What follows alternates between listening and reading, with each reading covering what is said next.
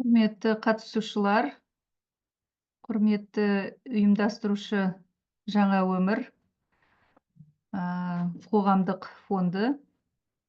Сіздерге көп рахмет осындай вебинарлар өткізіп жатқандарыңызға. Өте пайдалы деп ойлаймын. Бірнеше кездесу өтті біздерде. Мүгедектігі бар жаңағы кісілермен, сонымен қатар сондай ерекше балаларды өсіріп жатқан ата-аналармен кездесулер өтіп жатыр. Өздеріңіздің құқықтарыңызды, өздеріңіздің қандай да бір әлеуметтік жағдайларда бар жеңілдіктерін біліп жатсыздар.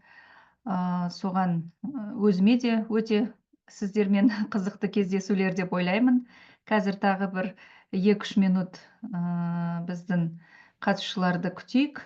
Содан кейін бастаймыз. Бүгінгі біздің тақырыбымыз өз құқықтарыңызды қалай қорғауға болады. Сирек кездесетін аурулары бар науқастарға мемлекеттік органдардың шешімдеріне шағымдану. Осы біздің вебинарда біз осы өздеріңіздің құқықтарыңызды немесе жаңағы бір жағдайлар заңда көрсетілген құқықтар бұзылып жатқан жағдайда немесе басқа бір өздеріңізге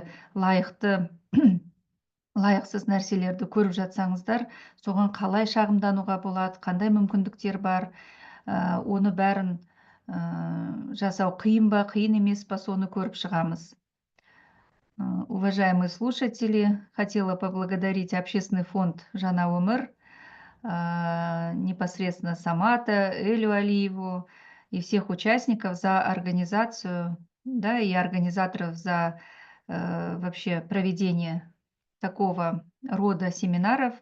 У нас прошло уже несколько встреч, и я думаю, что они достаточно эффективные, полезные как для вас, так и для слушателей, кто будет в дальнейшем слушать на сайте, возможно, эти материалы. Я очень надеюсь, что смогу помочь вам в разъяснении ваших прав, как защитить свои права, как обжаловать решения государственных органов. И наша тема сегодняшней лекции посвящена как раз-таки защите прав, как обжаловать решения государственных органов для пациентов с редкими заболеваниями. Хотя тема лекции так называется, на самом деле вообще, любому человеку очень важно уметь отстаивать свои права, защищать свои права. Поэтому, думаю, тема сегодняшнего семинара будет интересна для всех слушателей. Потому что в повседневной жизни мы сталкиваемся с различными ситуациями. Где-то мы считаем, что наши права нарушаются, где-то мы хотим кому-то доказать, восстановить справедливость, где-то нам кажется, что наши права ущемляются, поэтому очень важно уметь использовать те платформы, механизмы, которые предоставляет нам действующее законодательство для того, чтобы можно было защищать свои права. Я думаю, еще минуточку подождем, и можно будет начинать. Добрый день, уважаемые участники Уже вечер. Семинара. Здравствуйте, Гульшат Өмірсериковна. Здравствуйте. Құрметті ата-аналар. Көп рахмет, Гульшат Өмірсериковна, за участие в этом семинаре. Мы очень благодарны вам и надеемся, что он сегодня плодотворно пройдет с пользой для всех родителей. Поступили ряд предложений от родителей на эту тему именно, Гульшат Өмірсериковна. Как обжаловать решения государственных органов, когда люди пишут письма, наши родители, а госорганы делают отписки. И каков порядок, ЕУТНШ, может, еще какие-то советы у вас есть. Это в особенности касается родителей пациентов с нейрофиброматозом, с ГАШ, с ангионевротическим наследственным отеком, фенилкетонурия, ахондроплазия, и другие редкие заболевания, они же являются самыми дорогостоящими по лечению. И поэтому зачастую государство в рамках своих возможностей где-то помогает, а где-то не может. И здесь иногда бывает, прослеживается и нарушение прав наших пациентов. Спасибо большое. Еще раз мы будем слушать внимательно данный семинар. Спасибо большое. Благодарю.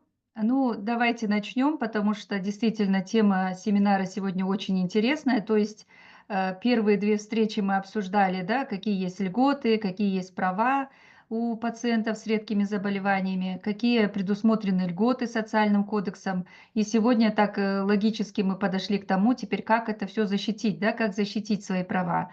И вообще, да, ну мы, еще раз повторюсь, говорим о том, что семинар посвящен теме пациентов с редкими заболеваниями, но на самом деле защищать свои права, уметь защищать свои права, отстаивать, да, действующее законодательство — это, наверное, задача каждого из нас, задача каждого гражданина. Потому что, чтобы закон, который существует на бумаге, чтобы он стал работать, чтобы у нас правительство было слышащим, чтобы государство было слышащим, да, это одна из задач такая нашего государства. Поэтому это все от нас с вами зависит.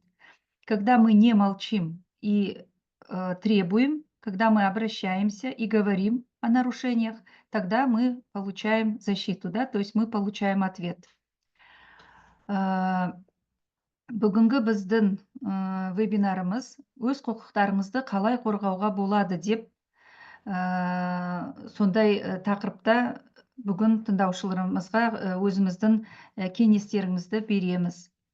Иә, сирек кездесетін аурулары бар науқастарға мемлекеттік органдардың шешімдеріне шағымдану, оны қалай шағымдануға болады, қалай жазу керек екенін, соның бәрін осы бүгінгі вебинарда қарап шығамыз.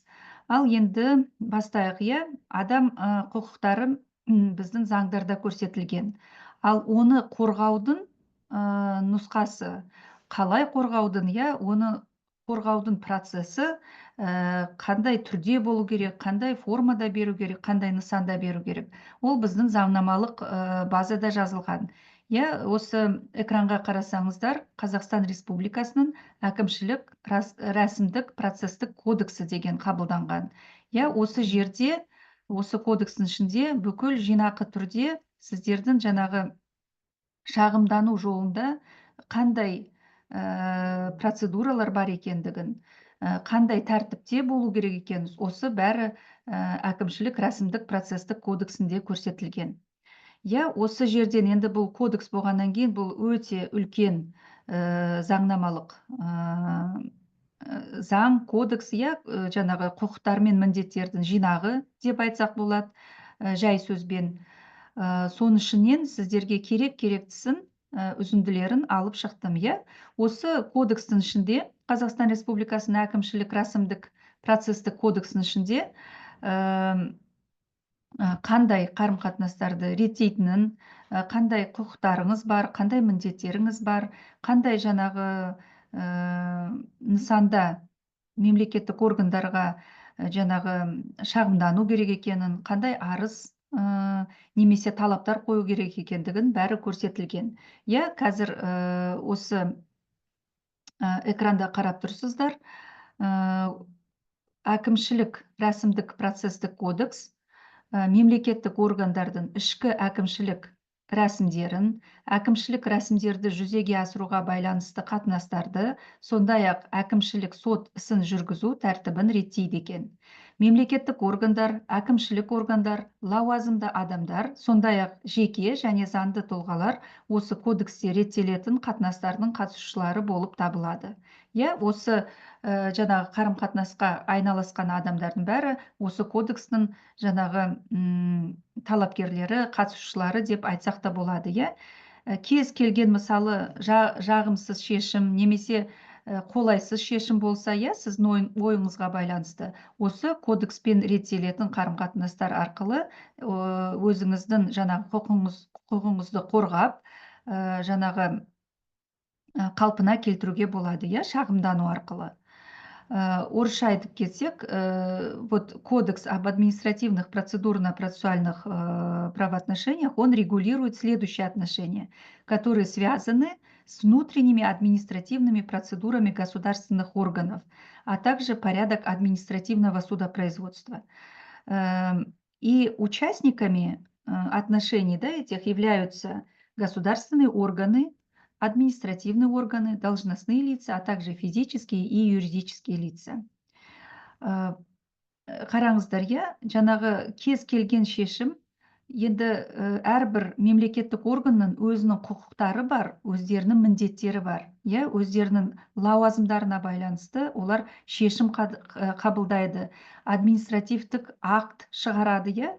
Соның бәрінің өзінің бір процесі бар. Шешім оңайлықпен қабылданбайды ғой, иә, әрбір салада жаңағы шешімді қабылдау үшін бір өздерінің жаңағы мүшелері бар, шешімді қабылдайтын лауазымды адамдар бар, иә. Сол шешім шыққан кезде, мысалы, ол шешім барлығымызға байланысты болады. Ол жаңағы коллективтік шешім, иә, мысалы, акт қабылданды, ол акт бәріне байланысты, бәріне таралады. Иә, немесе өздеріңізге жаңағы индивидуалды түрде қабылданған шешім, өзіңіздің мысалы шағымданып жатсаңыз, иә, немесе арыз жазсаңыз, соған шешім қабылданса, сіздің атыңызға байланысты ол индивидуалдық шешім деп аталады. Кез келген жаңағы адамдарға таралатын жаңағы шешімдер, немесе индивидуалдық шешімдер, жаңағы осы кодекске байланысты рәсімдермен қарастыруға болады, иә. Осыларға шағымданып, келіспеушіліктеріңізді білдіруге болады. Оның жолдарын қазір айтып өтемін. Әкімшілік рәсімдерін және әкімшілік сот ісін жүргізудің міндеттері. Иә, ең басты әкімшілік сот ісін жүргізудің міндеті жария құқықтық қатынастарда жеке тұлғалардың бұзылған немесе дау айтылатын құқықтарын, бостандықтары мен заңды мүдделерін, заңды тұлғалардың құқықтары мен заңды мүдделерін тиімді түрде қорғау және қалпына келтіру мақсатында әкімшілік істерді әділ, бейтарап және уақытылы шешу болып табылады екен. Құрметті тыңдаушылар, ең басты жаңағы административтік жаңағы кодекстің ең басты міндеті ол жаңағы бұзылған құқықтарды қалпына келтіру. Задачей административного судопроизводства является справедливое, беспристрастное, своевременное разрешение административных дел с целью эффективной защиты и восстановления нарушенных или оспариваемых прав, свобод и законных интересов физических лиц, прав и законных интересов юридических лиц в публично-правовых отношениях. Это основная задача административного судопроизводства. Если ваше право нарушено, то задача административного судопроизводства восстановить нарушенное право. И то решение, которое было принято в нарушение ваших прав, его восстановить. Да, отменить и принять новое решение. Ал енді қараңыздар, Қазақстан Республикасының әкімшілік рәсімдік процестік кодексінде қолданылатын түсініктемелер. Бұл ең бастысы біз шағымданғанда арыз жазамыз. Арыз арқылы біз өзіміздің жаңағы сұрағымызға жауап ала аламыз, кез келген мемлекеттік органнан. Арыз дегеніміз әкімшілік рәсімге қатысушының өз құқықтарын, бостандықтары мен заңды мүдделерін, немесе басқа тұлғалардың құқықтарын, бостандықтары мен заңды мүдделерін іске асыруға жәрдемдесу туралы өтініш хаты қамтылған жолданым нысандарының бірі. Арыз иесі әкімшілік рәсімді жүзеге асыру үшін әкімшілік органға, лауазымды адамға жолданым берген адам, сондай-ақ өзіне қатысты әкімшілік акт қабылданатын, әкімшілік әрекет жасалатын, әрекетсіздік танылатын адам арыз иесі деп аталады екен. Одно из таких распространенных форм обращений к государственным органам является заявление. Заявление это содержит ходатайство участника административной процедуры о содействии в реализации его прав, свобод и законных интересов или прав, свобод и законных интересов других лиц. А тот, кто подал заявление, считается заявителем, который обратился с заявлением. Короче говоря, заявитель – это вот лицо, которое подает. То есть вот эти понятия, они используются для того, чтобы определить процессуальный статус лица, который обращается. Сондықтан сіздер, мысалы, мемлекеттік органға немесе әкімшілік сотке жүгініп жатсаңыздар, сіздердің процессуалдық статустарыңыз болады, иә. Мысалы, арыз берсеңіз, сіз арыз иесі болып аталасыз. Сонымен қатар қараңыздар, иә. Жаңағы неше түрлі түсініктемелер бар, иә. Мысалы, обременяющий административный акт деген, ауыртпалық салатын әкімшілік акт қабылдануы мүмкін. Әкімшілік акт, әкімшілік әрекет, әрекетсіздік. Мысалы, мемлекеттік органға сіз тапсырыс беріп, иә, немесе арыз жазсаңыз, немесе шағым тапсырсаңыз, талап еткен нәрсеңізге, мысалы, уақытылы жауап алмасаңыз, ол жаңағы мемлекеттік органның әрекетсіздігі болып есептеледі, иә. Ол да мысалы әрекет жасаса да, әрекетсіздік жасаса да жауапкершілікке тартылады. Өйткені, иә, заң бойынша жаңағы кез келген әрекет заңға сәйкес болу керек, әрекетсіздік көрсетпеу керек, иә, мемлекеттік органдар. Оның лауазымында болса, оның жаңағы жұмыс істеп отырған орынның міндеттемесі болса, ол міндетті түрде сізге жауап қайтару керек. Сіздің жаңағы арызыңызға жауап беру керек, шешім қабылдау керек. Я, кез келген арыз қазір шешімсіз қалмау керек, иә. Мысалы, сіздер тіпті жаңағы әлеуметтік жүйелерде де петициялар болып жатады, иә. Мысалы, коллективтік петициялар болып жатады. Немесе жаңағы видео түсіріп, видео тапсырма ретінде, мысалы, видео сұрау ретінде президентке де, иә, жаңағы жолдау жіберіп жатады адамдар әлеуметтік жүйеде. Олар да қараусыз қалмау керек. Олар да мысалы, кімге жолданған болса, сол мемлекеттік орган шешімін қабылдап, жауабын қайтару керек. Осы әкімшілік кодексінде соның бәрі реттеледі. Әкімшілік қалау, иә, әкімшілік органның лауазымды адамның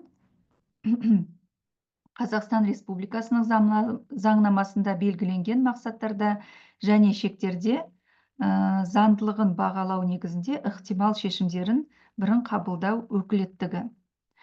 Давайте как бы на русском языке, если у нас слушатель есть, на русском тоже повторюсь. Сейчас, да, в наше время, любое обращение граждан, юридических лиц, даже через социальные сети, подлежит определенной регистрации, и на него следует на обращение должен быть решение или ответ того государственного органа, кому это адресуется. И все это регулируется вот административно-процедурным процессуальным кодексом. И здесь у нас принимаются такие вот разные, да, как бы решения в виде обременяющего административного акта. Это акт, который отказывает в реализации, ограничивает или прекращает право участника административной процедуры или возлагает на него обязанность, а также иным образом ухудшает его положение. Если вот решение или какой-то административный документ, который был принят, он ухудшает положение, да, этого лица, то это называется обременяющий административный акт. Он тоже может быть обжалован. Вообще административные акты – это решения, которые принимаются административными органами, должностными лицами в публично-правовых отношениях и реализуют установленные законами Республики Казахстан права и обязанности определенного лица или индивидуально определенного круга лиц. Бір мысал ретінде келтіріп кетейін, иә, мысалы, сіздерге жаңағы мемлекет атынан бір жаңағы әлеуметтік жеңілдіктер, иә, көрсетілген. Алдымыздағы жаңағы лекцияда біз көргенбіз, иә, әлеуметтік кодексімен неше түрлі жаңағы льготалар, жеңілдіктер көрсетілген. Соның біреуі мысалы жаңағы мемлекеттік орган оның біреуін алып тастаса заңның ішінен, немесе жаңағы ауыртпалық салатын әкімшілік акт қабылдаса, мысалы бір медициналық немен көрсетілген жаңағы не десек, бір медикаментті, иә, алып тастаса тізімнен, немесе бір тізімде көрсетілген сирек ауруды алып тастаса, ол жаңағы сіздердің жаңа жағдайларыңызды ауыртпашылық салатын акт болып табылады, иә. Олай болмайды. Өйткені ол сіздердің құқықтарыңызды бұзып тұр. Ол неліктен сол мемлекеттік орган ондай шешімге келді? Неліктен мысалы осы сирек ауруды неге тізімге кіргізбеді, немесе тізімнен алып тастады, иә? Ол жаңағы бізде халықаралық актілер болады, иә, Қазақстан Республикасымен қабылданған халықаралық актілер. Мысалы, жаңағы біздің мемлекет оны жаңағы халықаралық актіні қабылдаған жағдайда, ол ауру сол халықаралық актілерде көрсетіліп, біздің нелерде көрсетілмесе, онда жаңағы халықаралық актілердің күші осыған қарағанда кішкене заңды күші оның күштірек деп айтсақ болады, иә. Сондықтан әрбір қабылданған мемлекеттік органның шешімі, жаңағы әкімшілік актісі бір-біріне сәйкес болу керек, заңға сәйкес болу керек. Ол жаңағы бір ауыртпашылықтар немесе кемсітпеу керек, иә, кемшіліктер орналастырмау керек, орнатпау керек. Сондықтан кез келген жаңағы қабылданып жатқан шешім жоғарғы тұрған заңдарға, құқықтық актілерге сәйкес болу керек. Сәйкес болмай жатқан жағдайда сіздер оған шағымдануларыңызға құқықтарыңыз бар. Ал келесіні айтып кетсек, мысалы, иә, жаңағы өтініш берудің, иә, шағымданудың қандай түрлері бар екен? Мысалы, арыз дегенді жаңа айтып кеттік. Әкімшілік талап қою, бұл жария құқықтық қатынастардың туындайтын бұзылған немесе дау айтылатын құқықтарды, бостандықтарды немесе заңды мүдделерді қорғау және қалпына келтіру мақсатында сотқа берілетін талап. Мысалы, мемлекеттік орган, иә, шешім қабылдады.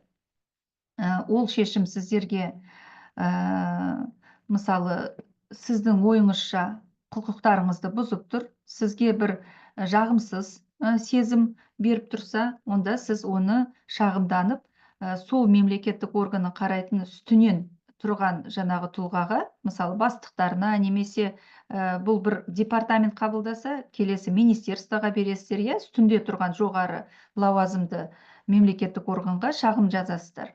Ол шағым қабылданбаған жағдайда келесі этап сотқа беруге болады, иә, жаңағы әкімшілік сотына.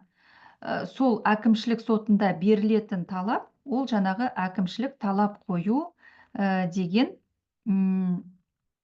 жаңағы не болады? Талап, иә? Сотқа берілген қағаз талап деп айтылады, қысқаша айтқанда. Административный иск – это требование, поданное в суд с целью защиты и восстановления нарушенных или оспариваемых прав, свобод или законных интересов, вытекающих из публично-правовых отношений. Вот смотрите, да, то есть если вы какой-нибудь государственный орган вынес решение по вашему заявлению или по вашей жалобе, но оно вас не устраивает, или вы чувствуете, что оно нарушает ваши права, то вы можете обратиться в вышестоящий орган. Если вы обратились, например, в департамент здравоохранения, то вышестоящий – это Министерство здравоохранения, да? Вы пишете в министерство, если не приняло решение, то вы вправе обратиться уже в суд, да, и там уже подать иск о восстановлении нарушенных прав. Поэтому вот как бы поэтапно все как бы приведет к тому, что если ваше право нарушено, то оно должно быть восстановлено. Вы сами знаете, да, что суд, судебная власть – это у нас третья власть в стране, и судебные решения, они уже являются окончательными и должны исполняться на всей территории, да, всеми государственными органами. Келесі өтініштердің түрлеріне көз салсақ, онда ол шағым, жалоба, иә? Шағым деген әкімшілік рәсімге қатысушының өзінің және басқа да тұлғалардың әкімшілік акт, әкімшілік әрекет, әрекетсіздік бұзған құқықтарын, бостандықтарын немесе заңды мүдделерін қалпына келтіру немесе қорғау туралы талабы қамтылатын жолмен нысандарының бірі. сұрау салу деген бар, иә, запрос. Әкімшілік рәсімге қатысушының жеке немесе қоғамдық сипаттағы қызығушылық туғызатын мәселелер бойынша ақпарат беру туралы өтініші. Одна из распространенных форм обращений, да, граждан – это жалоба. То есть, если заявление, да, вы указываете и запрашиваете какое-то, да, требование, на него получаете ответ. И если, допустим, это решение или ответ вас не устроил, вы уже подаете жалобу. Жалоба – это одна из форм обращения, которая содержит требования участника о восстановлении или защите прав, свобод или законных интересов или других лиц, которые были нарушены административным актом, действием или бездействием государственного органа. Также одна из форм обращения – это запрос. Просьба участника административной процедуры о предоставлении информации по интересующим вопросам личного или общественного характера. То есть с запросом вы также можете обратиться, да, в любой государственный орган. Например, вы не знаете, да, законом это право для вас предусмотрено или не предусмотрено. Вы не знаете, положена вам эта медицинская помощь или не положена.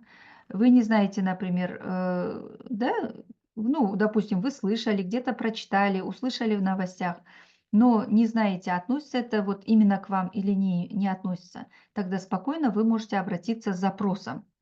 Сұрау салуларыңызға болады, иә, мысалы, кез келген жаңалықта немесе бір жерден ақпарат естісеңіздер, иә, мысалы бір жеңілдіктер туралы, немесе біз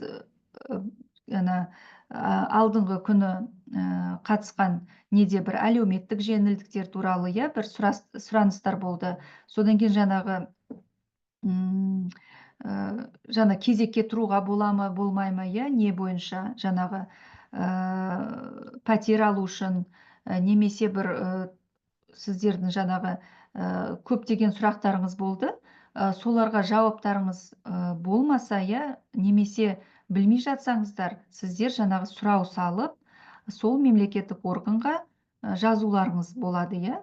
Міндетті түрде сол мемлекеттік орган сіздерге жаңағы жауабын беру керек. Иә, оның да жолдарын қазір айтам, қай жерде қалай беруге болады екендігін. Сондықтан бұл да өте жақсы бір өтініштің түрі деп айтсақ болады, иә. Кез келген білмей жатқан нәрселеріңіз болса, сұрау салу арқылы ақпаратты алуға болады. Тіпті ақпарат өзіңізге тиесілі болмай, басқа, мысалы, басқа мәселе бойынша ақпарат алғыңыз келсе, оны да жаңағы сұрау арқылы алуға болады. Сон жаңа айтып кеткендей, петиция деген болады, иә, мемлекеттік органға, жергілікті өкілді және атқарушы органға электрондық құжат нысанында жіберілген, және осы әкімшілік кодексте белгіленген тәртіппен қаралатын ұжымдық хабар, үн қосу немесе ұсыныс. Иә, петиция дегеніміз жаңағы мысалы барлықтарыңыз, иә, бір немен қосылып, бір мәселе бойынша петиция жазуларыңыз болады. Ол петицияларыңыз тіркеліп, міндетті түрде оған жауап алуларыңызға болады. Мысалы, не бар ғой, иә, бір адам өзінің құқығын қорғағанша бірге қосылсаңыздар, оның күші кішкене күштірек болатын сияқты. Сондықтан жаңағы петиция деген қазір өте сондай жиі кездесетін жаңағы нелердің жаңағы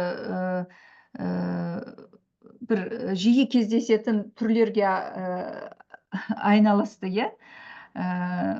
Мы сейчас часто встречаем слово петиция, вы, наверное, тоже слышали, да, там с петицией обратились туда, там, это коллективное обращение, когда вот много людей собираются и пишут одно общее заявление или общее сообщение, да, и какое-то общее предложение, что там для улучшения какой-то ситуации, или, например, они видят, что какое-то идет нарушение, да, чьих-то прав, и тогда можно коллективно обратиться с петицией. Есть же такое выражение, да, один в поле не воин.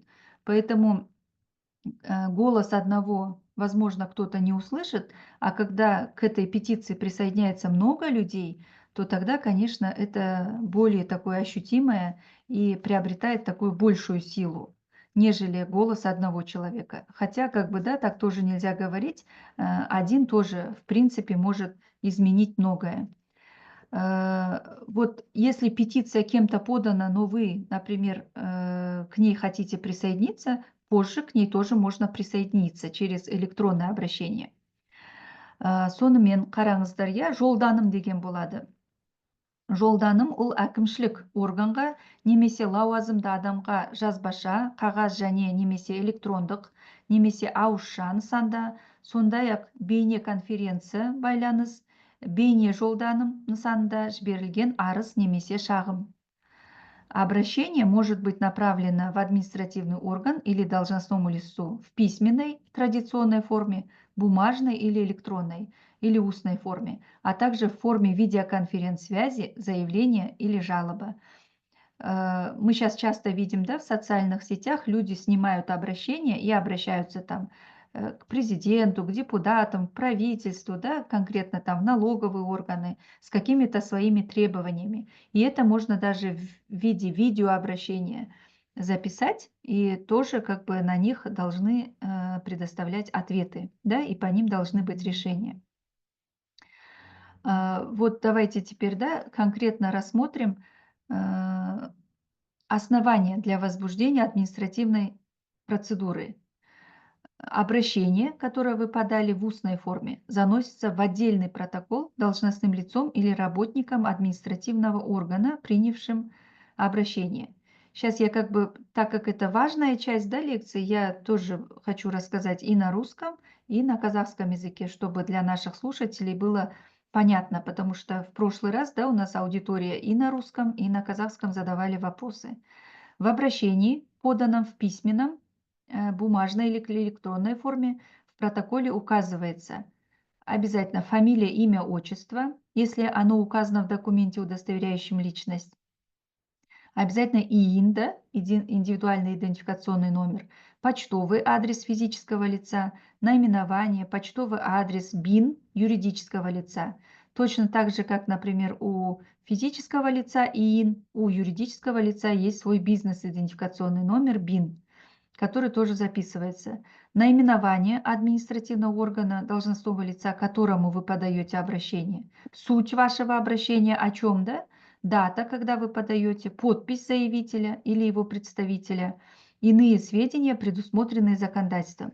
Если в соответствии с законом административная процедура осуществляется на платной основе, заявителям должен быть предоставлен документ об оплате. Так. Следующий слайд. А что это не листается слайд?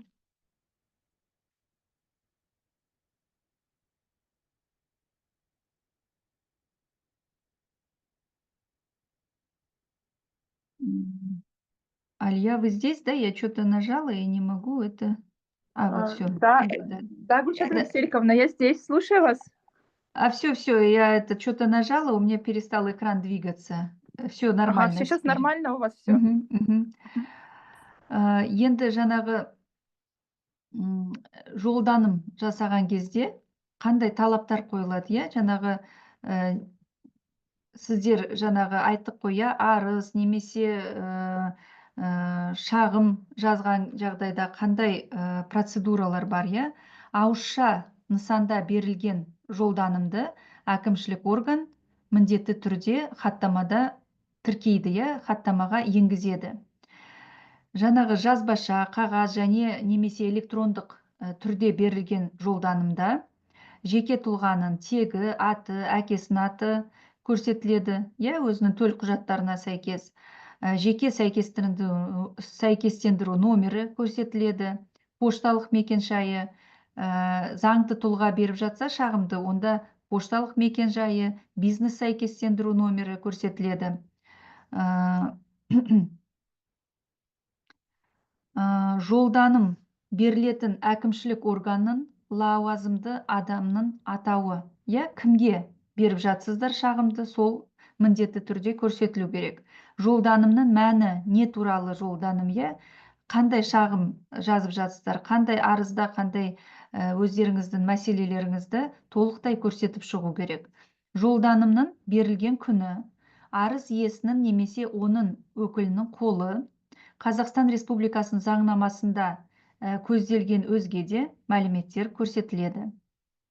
Егер жаңағы жолданым беріліп жатқан кезде бір мемлекеттік баж төлену керек болса, онда оны да төлеу керек. Бірақ қазір сіздерге қатысты жеңілдіктерді де айтып шығамын. Бұл жаңағы жалпы бәріне байланысты нәрселер. Сондықтан осы бапта көрсетілгеннен кейін сіздерге жазып көрсетіп жатырмын, иә. Бірақ жаңағы мүгедектігі бар адамдар, жаңағы сіздердің жаңағы сирек кездесетін аурулар, ауру бар балаларды тәрбиелеп жатқан ата-аналарға көптеген жаңағы мемлекет тарапынан жеңілдіктер бар. Соның бір ішінде жаңағы сіздер жолданым немесе жаңағы сотқа талап жасап жатқан кезде ондай мемлекеттік баждан босатыласыздар, иә. Ол да мемлекеттік тарапынан көрсетілген жаңағы жеңілдік деп есептесек болады. Жаңағы прием, регистрация, возврат и отзыв обращения. Когда вы обращение подали, она обязательно подлежит приему, регистрации, учету и рассмотрению. Только у нас в Казахстане не принимаются анонимные сообщения. Да? Если анонимное сообщение, тогда оно как бы не подлежит рассмотрению. Если не анонимное, то любое обращение, которое вы подали, оно обязательно регистрируется, принимается, учитывается и рассматривается. Поэтому вот мы до этого сказали, да, в любом обращении должно содержаться, кому оно адресовано, какому органу, суть проблемы, да, суть нарушения вашего права или что вы запрашиваете, какую информацию. Вы должны полно все внутри раскрыть. И обязательно дату должны не забыть поставить, да, потому что дата, которую вы подаете, от него отсчитывается определенный срок, в течение которого государственный орган должен ответить. Обычно это, например, 10-дневный срок, да, 2 недели, 10 рабочих дней. Вот. И у каждого обращения, в зависимости от того, какое оно, обязательно есть свои сроки рассмотрения. Обращение регистрируется в день его поступления. В случае подачи обращения в государственный орган, орган местного самоуправления, юридическому лицу со 100% участием государства, заявителю выдается талон, который содержит уникальный номер с указанием даты, времени, фамилии, инициалов должностного лица, принявшего обращение. Если вот этот талончик у вас на руках есть, который вам дали, да, вы не должны его терять, потому что по этому талону, как зарегистрировали, да, который имеет уникальный номер, в последующем, если ваше это решение вас не устроит, вы можете дальше обжаловать. Поэтому вы, наверное, заметили, когда вы идете в ЦОН, да, или в электронных сервисах, сразу присваивается уникальный номер этого обращения. Таким образом, оно регистрируется в системе. Если обращение поступило в нерабочий день, то оно регистрируется в ближайший за ним рабочий день. Обращение, поступившее по общедоступным информационным системам и соответствующие требования законодательства об электронном документе и электронной цифровой подписи, подлежат рассмотрению в порядке, установленном настоящим кодексом. То есть сейчас у нас обращения могут подаваться как в письменном виде, вот, да, как раньше на бумаге в документальной форме, и также они могут подаваться путем подписи ЭЦП, да, через электронные сервисы, которые мы сейчас тоже рассмотрим. Ну, бумажно — это когда вы все бумаги собираете и сдаете в канцелярию. И там ставят вам входящий номер, выдают талончик, да, о том, что приняли. Как вот в ЦОНе, например, когда вы идете. А есть такие, когда вы через электронные сервисы, вот ЕОТНШ, ЕГОВ и такие, да. Вот сейчас мы их тоже рассмотрим. Порядок обращения посредством видеоконференц-связи или видеообращения участников административной процедуры к руководителям госорганов и заместителям определяется уполномоченным органом в сфере информатизации. Вот это вот обращение посредством видеоконференц-связи или видеообращения, оно вообще, вот эта норма она приостановлена до 1 января 2026 года, но она звучит немного в другой редакции, да? Так, в случае несоответствия обращения требованиям, которые были установлены статьей 63, которую мы только что посмотрели, должностное лицо указывает заявителю, каким требованиям не соответствует обращение, и устанавливает разумный срок для приведения его в соответствие с требованиями. Сейчас очень хорошо, да, то есть должностное лицо не может просто отказать в принятии обращения, оно должно вам разъяснить обязательно, что там не так, да, что вы должны доложить, какие документы должны прописать, или что там, допустим, может, дату вы забыли, да, или там какие-то документы забыли, доказательства, может быть, какие-то. Вот это все вам должен сам орган, который принимает, указать. Потому что вы можете не знать, а он свою работу знает, и он должен разъяснить. Поэтому, когда вы обращаетесь в государственные органы, наберитесь терпения, да, и требуйте, чтобы они вам все это разъясняли, потому что их первая обязанность объяснить на приеме, когда к вам на приеме граждан, что не так, да, как вы должны, кому должны обратиться. Это все госорган должен разъяснить. Если он не разъясняет и просто от вас отмахивается, то значит он не выполняет свою работу и нарушает ваши права. Возврат обращения, да, если вот вам вернули, не приняли, он не препятствует повторному обращению. То есть вы можете опять все документы собрать и принести. Что там, если вот вам сказали, чего-то не соответствует, то вы приводите в соответствие и снова приносите. Заявитель до принятия решения по административному делу может отозвать обращение на основании своего письменного заявления. Ну, если вдруг вы передумали или решили позже подать, или, может быть, решили коллективно подать, то всегда отозвать вы можете, потому что повторно подать всегда тоже можно. Құрметті тыңдаушылар, жаңағы біз қарап шыққан алдымыздағы баптарға сәйкес, жаңағы әрбір шағым, жолданым, сұрау, тапсырыс дегендер бәрі міндетті түрде қабылданады, тіркеледі, қайтарылады және кері қайтарып алу жолдары да көрсетілген. Осы кодексте белгіленген тәртіппен берілген жолданым міндетті түрде қабылдануға, тіркелуге, есепке алынуға және қаралуға жатады. Сондықтан сіздердің кез келген жаңағы шағымдарыңыз бір құжаттары сәйкес болмаса, немесе бір мәселені ұмытып кетсеңіздер, сіздерге жаңағы қабылдап отырған лауазымды орган, лауазымды адам, мемлекеттік органда жұмыс істеп отырған, ол сіздерге құқықтарыңыз бен міндеттеріңізді міндетті түрде түсіндіріп, жаңағы сіздің жолданыңызда қандай бір кемшіліктері бар екенін, дұрыс емес жерлерін бәрін сіздерге көрсетіп, айтып беру керек. Ол олардың міндеті. Бірдеңені сізге түсінбей жатсаңыз, дұрыстап түсіндірмесе, ол оның жаңағы лауазымдағы адамның құқық бұзушылығына жатады, Сондықтан сіздер мысалы түсінбей жатқан жағдайларыңыз болса, жаңағы лауазымды адамға барып, маған түсіндіріп берші, мынаны қалай дұрыс жазу керек десеңіздер, оны жолдарын көрсету керек сіздерге. Сондықтан жаңағы әрбір жолданым қарастырылу керек дедік қой, Сондықтан тіркелгеннен кейін міндетті түрде жауабын алуыңыз керексіз, Жауабы шығу керек міндетті түрде. Жолданымның келіп түскен күні тіркеледі. Әрбір жолданымға тіркеу номері беріледі. Мысалы, жолданымның берудің екі түрі бар, ол электрондық түрде де беруге болады, қағаз түрінде де жолдауға болады.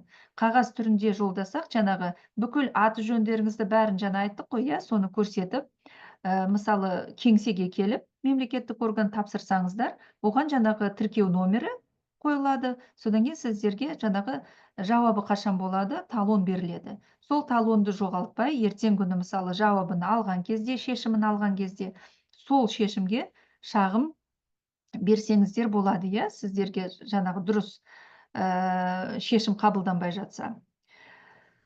Егер мысалы жолданым жұмыс істемейтін күні келіп тіркелсе, ол мысалы жаңағы электрондық түрде сенбі күні немесе жексенбі күні электрондық түрде беріп жатсаңыздар, міндетті түрде келесі жұмыс күні ол жаңағы базада тіркеліп, сіздерге жаңағы уникалды номері беріледі.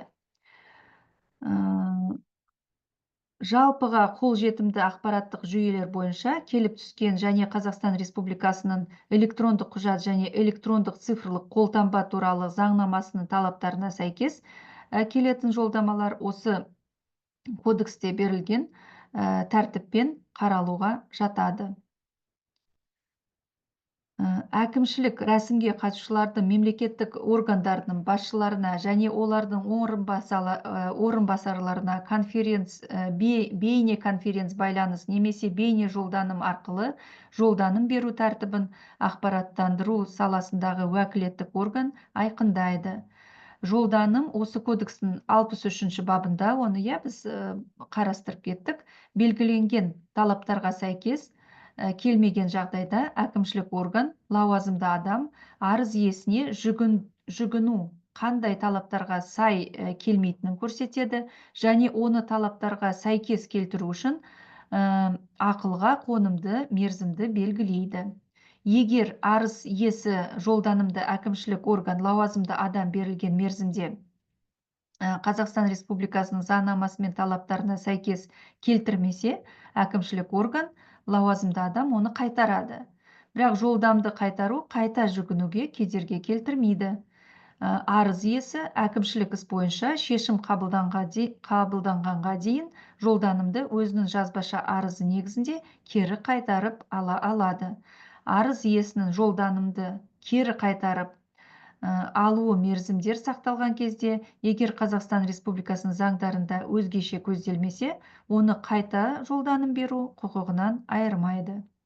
Сонымен жаңағы резюме жасасақ, кез келген жаңағы өздеріңіздің жолданымдарыңыз, арыздарыңыз, шағымдарыңыз тіркелу керек, қарастырылу керек. Міндетті түрде лауазымды орган, лауазымды адам, мемлекеттік орган сіздерге шешімін беріп, жауабын беру керек. Оның мерзімдері бар. Сондықтан мерзімдері бұзылып жатса, сіздер оған да шағымдануларыңызға мүмкіндік берілген. Тағы да осындай бір жағдай болуы мүмкін. Мысалы, сіздер білмей жатып жаңағы шағымды бір органға беріп жатсаңыздар, мемлекеттік, бірақ олардың қарауында емес, басқа мемлекеттік органның қарауында болса, онда олар міндетті түрде оны басқа жаңағы лауазымды адамға немесе басқа мемлекеттік органға жолдау керек. Уважаемые слушатели, допустим, сейчас со стороны государства сделаны все возможности для людей, для того, чтобы вы могли обращаться, То есть даже если вы обратились не по адресу, не в тот государственный орган, а, допустим, в другую инстанцию или к другому органу, то сам орган должен это ваше обращение перенаправить туда, куда оно должно быть. Вот смотрите, есть статья 65 обращение, поступившее административному органу, должностному лицу, в полномочия которых не входит рассмотрение данного обращения, в срок не позднее 3 рабочих дней со дня его поступления перенаправляется уполномоченному административному органу, должностному лицу, с одновременным уведомлением участника административной процедуры. То есть вас они обязаны уведомить, что это не мы рассматриваем, а такой-то орган, что мы ваше обращение перенаправили ему. Одно или несколько ходатайств, требований, содержащихся в обращении, поступившем административному органу, должностному лицу, в полномочия которых не входит их рассмотрение, в срок не позднее 3 рабочих дней со дня поступления перенаправляется административному органу. Боже мой, что это такое? Опять я что-то нажала. Ой, прошу прощения, что это такое, Господи?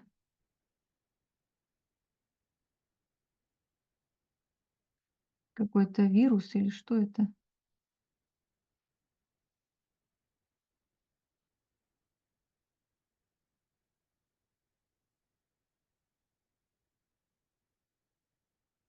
Уважаемый слушатель, я прошу прощения, да, вот что происходит здесь? Я не могу загрузить.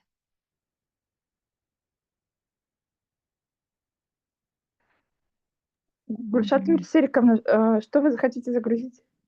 Ага. А вы видите, да, у меня на экране выскакивают всякие какие-то вирусные видео. Вы не видели их? Нет. А, слава богу. У меня на экране появились какие-то видео, сами всплывающие видео, а я ищу А, свою презентацию. Прошу ага. прощения, да, хорошо, что Нет, вы не ничего не видно видели. было, не волнуйтесь. Слава богу. Прошу прощения. Мгм. Давайте продолжим, да, вот, то есть вам можно не переживать, даже если ваше обращение попало не туда, или вдруг вы, допустим, да, сейчас я покажу, как в электронных сервисах можно в разные органы обратиться, и тогда они просто должны объединить в одно и направить туда, где оно должно рассматриваться. Поэтому сейчас очень хорошо подавать разные жалобы и заявления и обращения, потому что они обязательно рассматриваются. Құрметті қатысушылар, иә, жолданымды уәкілетті әкімшілік органға, лауазымды адамға әрі қарай жолдау дегеніміз, ол мысалы сіздер мүмкін мысалы ол жаңағы мемлекеттік орган қарамай басқа орган қарайтын болса, онда міндетті түрде жаңағы түскен лауазымды орган жаңағы сіздің жолданымыңызды сол әкімшілік органға жіберу керек міндетті түрде. Иә, сондықтан қазіргі сәтте өте ыңғайлы жаңағы неше түрлі жолданымдарды беру, тапсырыстарды беру, құқықтарыңызды қорғау жолдары өте жеңілдетілген қазіргі сәтте. Жаңағы қолданымда жүрген заңнамаларда бәрі өте ыңғайлы жасалынған, иә, адамдар үшін. Сондықтан адамдар өздерінің құқықтарын және құқық бұзушылық көріп жатқан жағдайда кез келген кезде соның бәрін жазып, жауапқа тартуға болады, иә, лауазымды органдарда, құқық бұзып жатса. Енді, иә, жаңағы мына нені қарап шығайық. Шағымда не болу керек, иә, оның мазмұны қалай жазылуы керек. Орысша түрін қарап жатсақ, онда жаңағы форма и содержание жалобы, да, жалоба подается тоже в письменной или электронной форме. В жалобе также указывается наименование органа, который рассматривает жалобу, обязательно все данные обратившегося лица, это фамилия, имя, отчество, ИИН, почтовый адрес. Обязательно указывайте телефоны, да, для связи, чтобы вам могли позвонить и сказать, если вдруг какая-то информация касается вас. Адрес фактического проживания физического лица или местонахождения юридического лица. Наименование административного органа или должностного лица, чьи действия обжалуются. Обстоятельства, на которые участник административной процедуры основывает свои требования или доказательства. Дата подачи жалобы, подпись участника административной процедуры. Перечень прилагаемых к жалобе документов и иные сведения. Это, например, если вы обратились с заявлением и решение вышло, и оно вас не устраивает, следующий этап – это вы будете обжаловать это решение, да, то есть оно уже будет подаваться в форме жалобы. И в жалобе вы тоже должны указывать, какое решение вы обжалуете, когда вы обратились. То есть все обстоятельства дела очень подробно надо изложить. Помните, я вам говорила про вот этот талончик, регистрационный номер, да, который поступил? Это все облегчает нахождение, да, куда попало ваше заявление, кто его рассмотрел, какие документы были приложены к нему. Это все регистрируется, поэтому, когда вы пишете, например, жалобу, вы говорите, что принято решение таким-то органом, номер этого решения, дата этого решения, когда оно было принято, по какому вопросу, да, почему оно вас не устраивает, почему вы считаете, что оно нарушает ваши права, или почему вы считаете, что, например, должностное лицо превысило свои полномочия, да, или наоборот, бездействовала в той или иной ситуации. Шағымның нысаны мен мазмұны. Құрметті тыңдаушылар, жаңағы шағым жазған кезде сіздер мысалы арыздарыңызға жауап алып, ол шешім сіздерді құқықтарыңызды бұзып жатса, немесе өздеріңіздің ойыңызша сіздерге дұрыс болмай жатса, онда шағым түрінде жаңағы шешімге шағымданасыздар. Сол шағымның ішінде бүкіл мәселені, мән-жайды білдіресіздер, иә.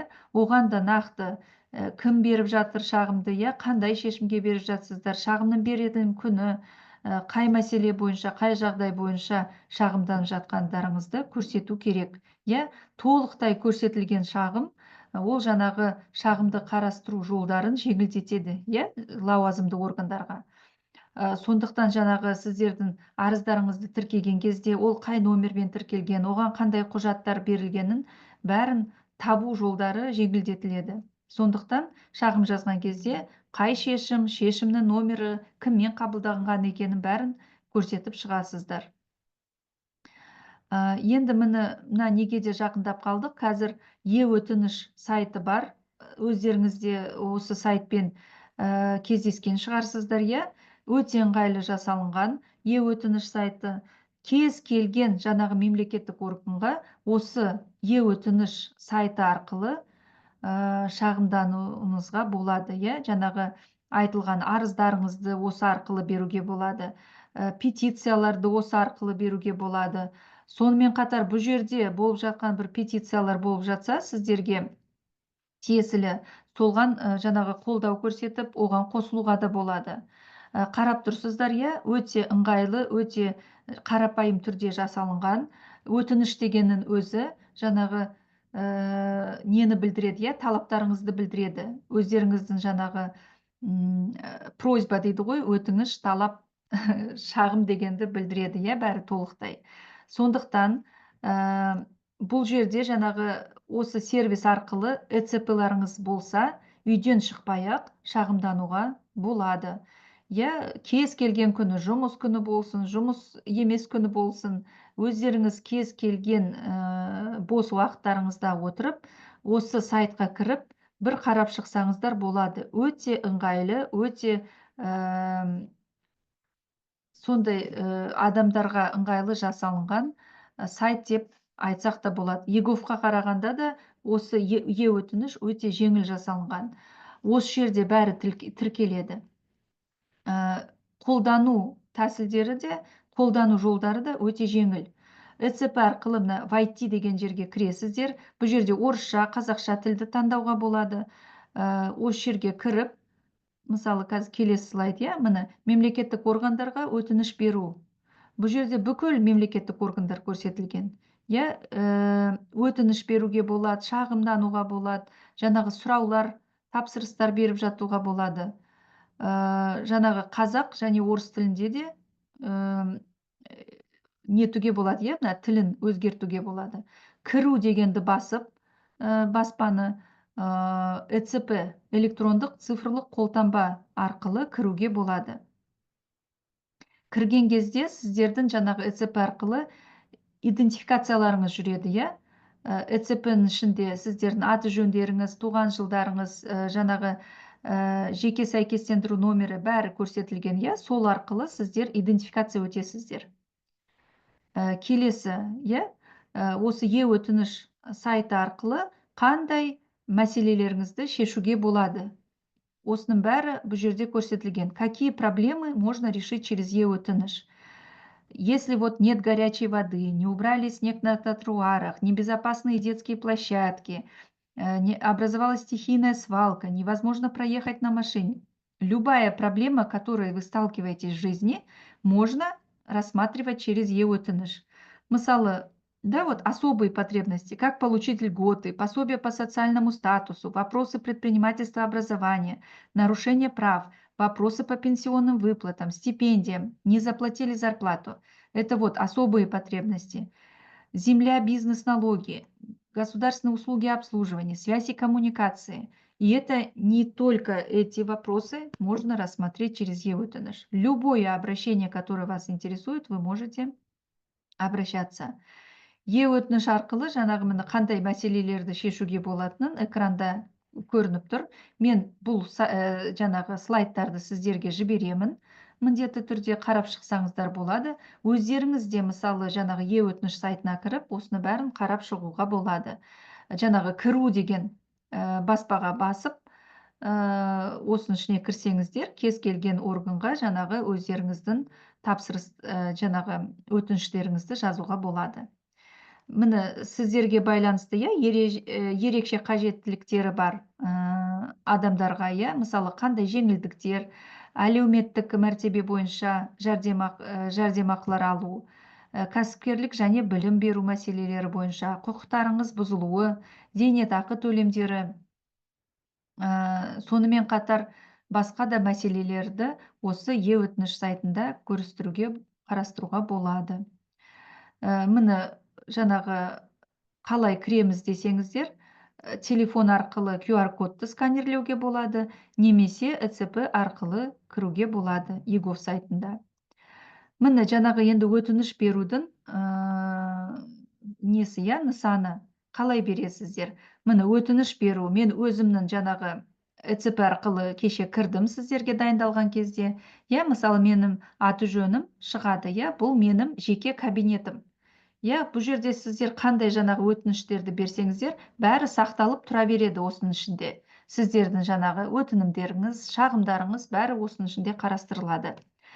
Мысалы, бұл жерде қай мәселе бойынша сіздер жаңағы өтініш жазғыларыңыз келеді, арыз бергілеріңіз келеді, немесе шағым бергілеріңіз келсе, осының ішінден жай түрде тауып жасауға болады. Мысалы, міне кодекстің түрі әкімшілік рәсімдік процестік кодекс.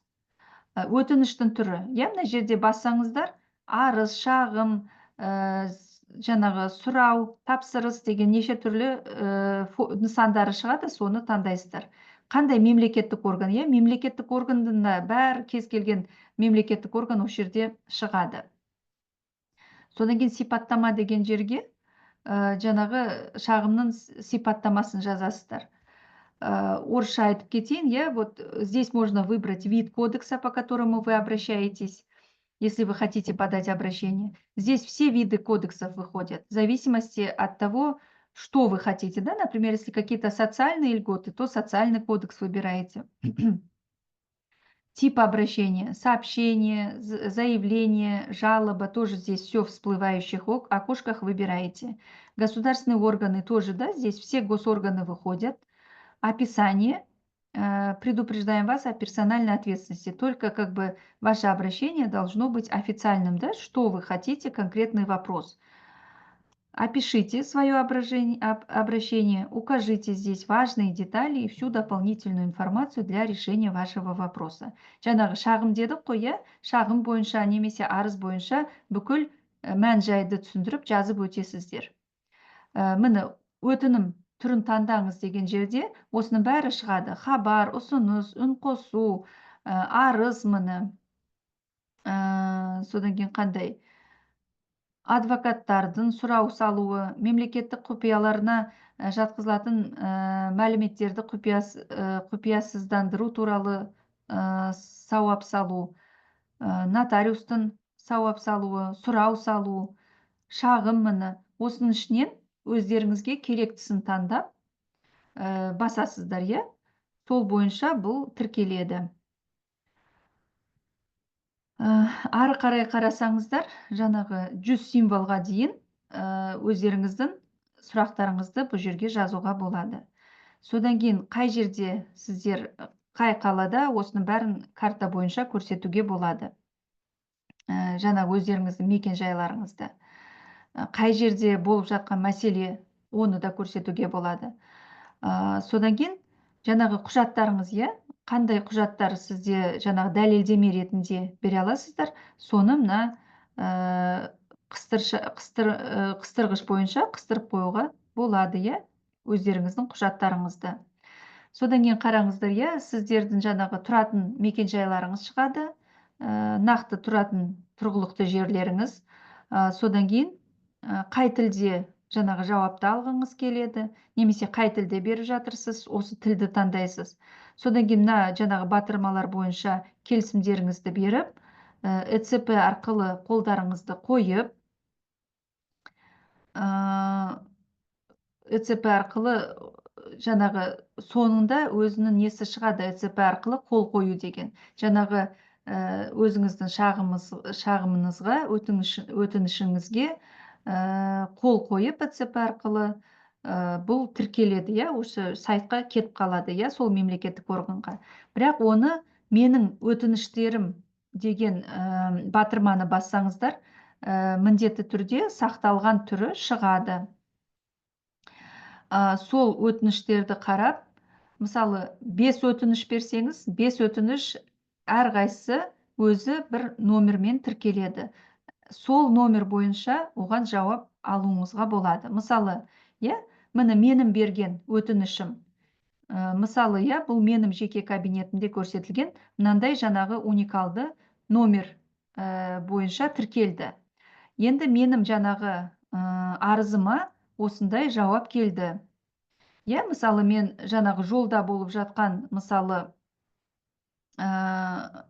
жаңағы кептеліске байланысты, содан кейін жолдағы жаңағы шұңқыр, ойық, иә, неше түрлі адам коляскамен, мысалы, ана баласымен келе жатса, коляскамен аялдамаға да өте алмайтын жолдар бар біздерде. Содан кейін, мысалы, жаңағы жолаушы өтетін жолдар кез келген жерде көрсетілмеген. Оған да байланысты, мысалы, өздеріңіздің бір өтініштеріңіз болса, осыны бәрін жазуға болады, міндетті түрде жауап аласыздар. Сондай бір жаңағы тапсырысты өтінішпен мен жазғамын, иә, осы Талғар ауданында осындай жол апатына алып соқтыратын жағдайлар болып жатыр. Ойық шұңқырлар, жолда жаңағы тротуарлар қарастырылмаған деп соның бәрін жаздым. Соған байланысты маған мынандай жауап келді. Уважаемые слушатели, вот, да, это одно из моих обращений, которые я подавала. То есть, так как мы все граждане, мы не должны молчать и оставаться равнодушными к тому, что происходит. Вот там, где я живу, Талгарский район, вот эти вот все проблемы, связанные на дорогах, да, то есть даже мама с ребенком пройти тяжело, нету пешеходных переходов, нету тротуаров, даже на остановку с ребенком пройти иногда очень страшно, потому что дорогу пройти невозможно. Светофоры не учитывают, да, загруженность, пробки. И вот об этом всем я написала, и мне как бы получен был ответ. Мне написали, что, рассмотрев ваше обращение от 4 июля, сообщаем, что в настоящее время в рамках дорожной карты по реализации программы развития города Алматы до 2025 года и среднесрочной перспективы до 2030 года ведется разработка проектно-сметной документации по реконструкции Талгарского тракта от улицы Халиуллины до границы города, да, и вот эта проезжая часть, обустройство тротуара будут учтены. Строительно-монтажные работы планируется начать в 2025-2026 годах при условии выделения бюджетных средств. Вот такой ответ я получила. Жаңағы өзімнің өтінішіме осындай жауап алдым. Я сондықтан бұл өте жақсы мәселе, кез келген жағдайды байқап жатсаңыздар, немесе өзіңіздің құқығыңыз бұзылып жатса, қасыңызда жүріп жатқан бір таныстарыңыз болса, осындай кеңес беріп, өтініш арқылы жазылған кез келген өтінішке жауап ала аласыздар. Бұл өте ыңғайлы. Келесі слайдты қарасақ, бұл жерде қай қаладасыздар, соны да таңдауға болады. Қала бойынша қандай жаңағы мемлекеттік органдар бар, оны да қарай аласыздар. Мына мемлекеттік бажды төлеу деген жаңа айттық қой, жаңағы мүгедектігі бар адамдарға заңмен жеңілдіктер көрсетілген. Мысалы, жеңілдіктер көрсетілмеген тұлғалар болса, онда олар мемлекеттік баж төлейді, жаңағы талап қою үшін, талап беру үшін, салық кодексінің 610 бабында 1 бөлігінде көрсетілген. Мысалы, 5 айлық есептік көрсеткіш деп тұр, 0,3 айлық есептік көрсеткіш деп тұр, мемлекеттік органдарға олардың лауазымды адамдардың жеке тұлғаларының құқықтарына нұқсан келтіретін құқыққа, сыямсыз әрекетіне, әрекетсіздігіне және шешімдеріне шағымдардан 0,3 айлық есептік көрсеткіш төленеді екен. Иә, бірақ мемлекет тарапынан жаңағы айтып кеткендей, сирек жаңағы аурулармен ауыратын науқастарға, балаларға, иә, осы кісілердің осы балалардың ата-аналарына тәрбиелеп отырған мүгедектігі бар адамдарға жеңілдіктер көрсетілген. Ол жеңілдіктер салық кодексінде көрсетілген. Осы файл арқылы жаңағы тіркеу деген жерге өздеріңіздің жаңағы жеңілдік беретін құжаттарды осыған қыстырып қойсаңыздар, міндетті түрде төлемақысыз, мемлекеттік бажсыз қарастырылады. Бұл жаңағы Қазақстан Республикасының салық кодексінің 616 бабында көрсетілген. Иә, соттарда мемлекеттік баж төлеуден кім босатылады дегенде, бұл жерде босатылатын көптеген жаңағы нелер көрсетілген. Соның ішінде 13-ші тармағында талапкерлер, иә, бұл жаңағы Ұлы Отан соғысының ардагерлері, жеңілдіктер бойынша Ұлы Отан соғысының ардагерлеріне теңестірілген ардагерлер, осының бәрі көрсетілген. Сондай-ақ бала жасынан мүгедектігі бар адамның, мүгедектігі бар баланың ата-анасының бірі барлық істер мен құжаттар бойынша салықтан, жаңағы мемлекеттік баж төлеуден босатылады. Иә, осыны да ескеріп қойсаңыздар, осы құжаттарды жаңағы е-өтініш сайтында тіркеп берсеңіздер, онда сіздерден жаңағы төлемақы алынбайды. Ал енді назарларыңызға рахмет. Тағы да енді сұрақтарыңыз болып жатса, енді сұрақтарға жауап беруге дайынмын. Енді бұлай сіздермен интерактивті түрде аралассақ та болады. Уважаемые слушатели, да, вот я вкратце рассказала, какие у нас есть сервисы и как можно очень легко и просто, не выходя из дома, получить ответы на все волнующие вас вопросы. Поэтому я призываю вас быть активными, пользоваться вот этими сервисами, да, обращаться в государственные органы за разъяснением своих прав.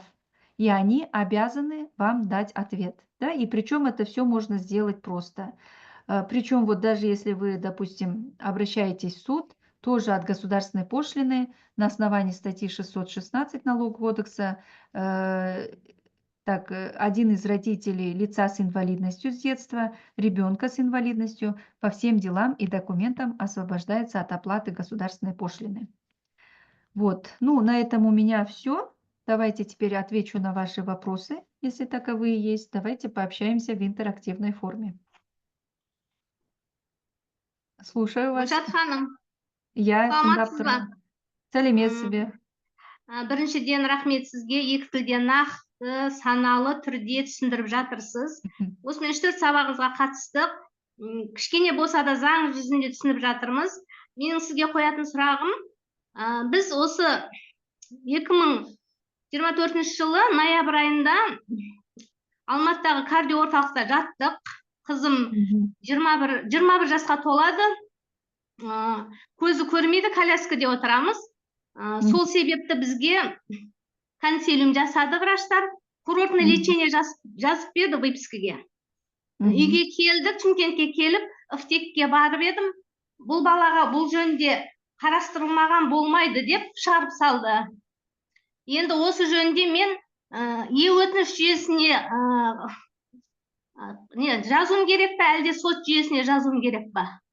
Жоқ, бірінші е-өтініш арқылы сол мемлекеттік органге жазасыз, иә? Жаңа көрсетіп шықтым ғой. Осы міндетті түрде сіздерге осы слайдтарды жіберемін, иә?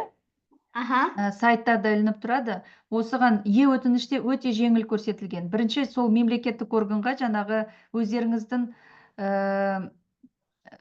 денсаулық қорғау департаментіне жазсаңыз болады. Сонымен қатар жаңағы денсаулық қорғау министрлігіне жазсаңыз болады осы мәселе бойынша. Мысалы, сізге поликлиникада осындай құжаттар берілді, өздеріңіздің жаңағы тіркеу органдарыңызда осындай беріп отыр деп, осы құжаттардың бәрін жаңағы қыстырғышпен қыстырып, сканерлеп жіберсеңіз, міндетті түрде жауабын аласыз. Сонда кімдікі дұрыс, кімдікі дұрыс екенін шешімін береді. Жаңағы неде, сіздің тіркелген жеріңізде мерзімі шығады, иә, осындай мерзімде жауап аласыз деген. Немесе жаңағы өзіңіздің жаңағы шағымды қарап жатқан лауазымды органдар, олардың номерлары бәрі жазылады, аты жөндері кім қарастырып жатыр. Өтініште бәрі жазылады. Оларға хабарлассаңыздар да болады. Олар да сізге хабарласуы мүмкін, иә, осындай жағдай бойынша. Кез келген мысалы қосымша құжаттар талап етіп жатса, оны да қосымша жіберуге болады.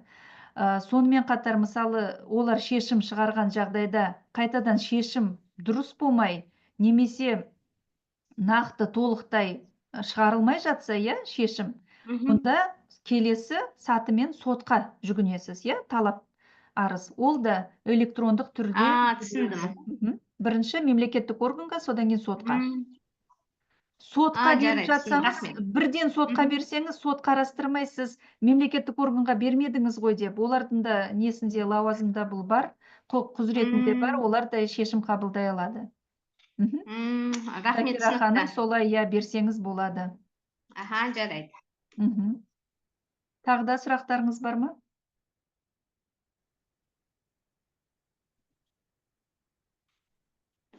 Құрметті қатысушылар, сұрақтарыңыз болса, сұраңыздар. Уважаемые слушатели, пожалуйста, да, если у вас остались вопросы или вот есть какие-то непонятные ситуации, конечно, в одной лекции невозможно все рассказать, но, пожалуйста, никогда не соглашайтесь, да, с беззаконием, с нарушением ваших прав, и никогда не оставайтесь в стороне, да, не ждите, что кто-то вам должен помочь. Вы сами должны активно участвовать в своей жизни. Понятно, да, кто-то, да, вы ждете помощи, но государство может помочь только тогда, когда услышит вас, да, что происходит в вашей жизни. Для этого сейчас сделаны очень много хороших возможностей, сайтов, да. Вот это e-өтініш, это вообще просто, мне кажется, такое чудо, которое вот можно вообще на любую тему, волнующую вас, написать. Даже если вы не знаете, положено это вам или не положено, вы можете обратиться с запросом и на этот запрос получить ответ. Вот менің тәжірибемнен айтып берейін, иә, менің тәжірибемде маған бір кісі шағымданды, оған жаңағы пәтер бөлінген екен, өзі жұмыс істеп жүрген жерден пәтер бөлініп еді, бірақ ол пәтерді сіз ала алмайсыз деп айтыпты оған. Неғып ала алмаймын деп, ол бірінші жарайды енді маған неше түрлі жолдарын айтқан ғой, иә, сіз бұрын жаңағы приватизацияға қатысқансыз 90-шы жылдары, сіздің үйіңіз болған, сіз оны сатып жіберіпсіз, сондай неше түрлі нәрсені айтқан ғой. Бірақ ол кісі енді маған беріліп тұр ғой, бұл маған тиесілі нәрсе, неғып оны мен ала алмаймын деп сұрақпен барған кезде жаңағы мемлекеттік орган, өйткені сіз бұрын 90-шы жылдарда приватизацияға қатысқансыз депті. Енді ол ғана емес қой, бүкіл адамдар қатысқан, иә? Совет заманында тұрған адамдар бүкіл жаңағы үйлерін, тұрып жатқан үйлерін алу үшін бәрі приватизациялаған. Бірақ ол үйлері, ол жаңағы кісінің үйі сносқа кетіпті. Иә, соны жаңағы үндемей қоймай, ана мемлекеттік органға барып, мына мемлекеттік органға барып, әйтеуір түбінде жаңағы пәтер соған тиесілі екенін шешімін шығарылды. Иә, бірақ сотқа шүкір жүгінген жоқ, сот емес, жаңағы өзі мемлекеттік орган дұрыс шешім шығарып, бұл пәтер сізге тиесілі деп жаңағы шешім шығарып берген, иә, приватизацияға жатқан. Өйткені шынымен де ол приватизацияның да неше түрлі түрлері болды ғой. Оның жаңағы приватизациясы купондық механизммен алынған екен. Содан кейін ол сносқа кетілген үй екен. Сондықтан неше түрлі жағдайлар болғандықтан, оған тиесілі нәрсе құқығы орнына, бұзылған құқығы орнына келіп, жаңағы үй бүйіріп, сол пәтер енді приватизацияға жатып, риза болып отыр ол кісі. Енді аяғымен жүгірмей-ақ, енді үлкен кісі болған соң, аяғымен жүгіріп бүкіл органдарға барып шыққан. Ал мысалы сіздер енді e-өтініш арқылы осының бәрін берсеңіздер де болады, иә? Жүгірмей-ақ ешқайда. Сол осындай нәрселер жиі кездесіп жатады, сондықтан. Закира ханым, тағы сұрағыңыз бар ма? Түсінікті негізі, рахмет сізге. Жақсы. Тағы сұрақтарыңыз бар ма? Здравствуйте. Здравствуйте. Я хотела бы задать вопрос. Вот смотрите, я писала жалобу насчет поликлиники, в Колдау писала жалобу и писала жалобу, звонила сегодня в ВОЗ. До этого звонила в ВОЗ на поликлинику, то, что они не могут моему ребенку выдать направление. Мгм. Вот, как бы еще за неделю я звонила в ВОЗ. Писала вот 11 числа в Колдау жалобу, то, что направление не могут выдать. Но пока поликлиника ответа никакого так и не дает. Ну, если вы написали 11 числа, то еще как бы сроки не подошли, да? То есть любое обращение рассматривается в течение разумного срока, да? Это у нас 10 рабочих дней, практически 2 недели. Я думаю, что они вам обязательно выдадут ответ.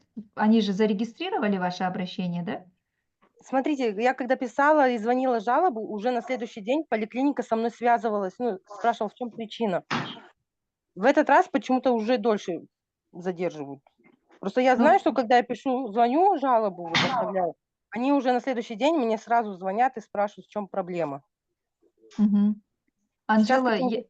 я бы посоветовала вам подробно изложить свою ситуацию и Мгм. прям написать вот в ЕУТНИШе, выбрать поликлинику, выбрать главного врача, да, там тоже можно несколько органов выбрать, и поставить в копию департамент здравоохранения. Они быстро решат эти вопросы. Когда будет зарегистрировано, ЕУТНИШ вообще очень хороший сервис. Через ЭЦП вы можете подать и прикрепить все свои документы. Я заходила в ЕУТНШ, я пробовала, и вот то, что сегодня вы слайды высылали, меня почему-то выкидывало, интернет плохо работал. Я половину слайдов пропустила, как именно зайти. Ну это слайды я передам. Я думаю, что фонд Жана Өмір выставит их на своем сайте. И я вот каждый раз прошу ваши чаты тоже отправить, да, чтобы вы видели, могли вот пошагово. Я специально вот пошагово на 2 языках сделала, чтобы вам было понятно, как это все регистрировать. На самом деле очень легко. Самое главное, чтобы вот хорошо интернет работал. Через ЭЦП, через любой компьютер вы можете зайти. Все хорошо, спасибо вам большое. Мгм. Да, Гульшат Мирсериковна, мы обязательно все загрузим на наш YouTube-канал и дадим ссылку на Мгм. сегодняшний семинар. Да, Алия, пожалуйста, да, если можно в чаты тоже, если у вас есть, разошлите, Мгм. чтобы было более удобно, да, просмотреть еще раз, прослушать. Ну, Мгм. прослушать, да, понятно, но просмотреть еще слайды. Они специально настроены так, чтобы вы видели вот все пошагово, как инструкция какая-то, да, некая. Да. Просмотреть и подать. Мгм. Да, конечно. Да, Светлана, вы руку поднимаете. Ваш вопрос, да? Да, вопрос. Хотела узнать, как вот регистрироваться в социальном кошельке. Сейчас же вот насчет рецептов, все вот там в социальный кошелек обратиться. Как вот с этим? Вот насчет социального кошелька не смогу вам ответить сразу. Давайте посмотрю, да, то есть у нас Да, тема семинара была немножко другая, именно как подавать жалобы, заявления, обращения граждан, поэтому вот как бы здесь информация в этой части. Прошу хорошо, прощения. ладно. Ага. Мгм. Спасибо. Да, если есть по теме, да, семинара вопросы, пожалуйста, можете задавать.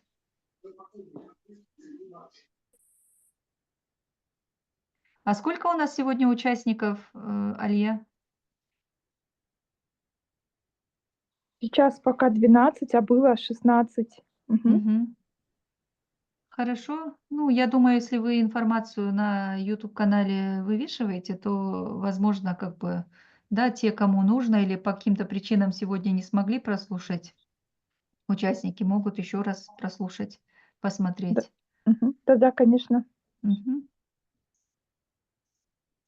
Ну, мне очень приятно быть сегодня с вами, дать эту вам информацию. Если была вам полезной, то мне вдвойне будет приятно, если эта информация принесет вам хоть какую-то пользу и будет, ну, полезной в вашей жизни, деятельности, в реализации ваших прав. Мгм. Спасибо большое, Анжела, за ваш отзыв. Спасибо А, большое. На самом деле у вас очень такая приятная атмосфера, хотя я вас многих не вижу, да, как бы экраны выключены, но я прям чувствую вот вашу энергетику. Спасибо большое. Очень доброжелательная аудитория, и это прям чувствуется.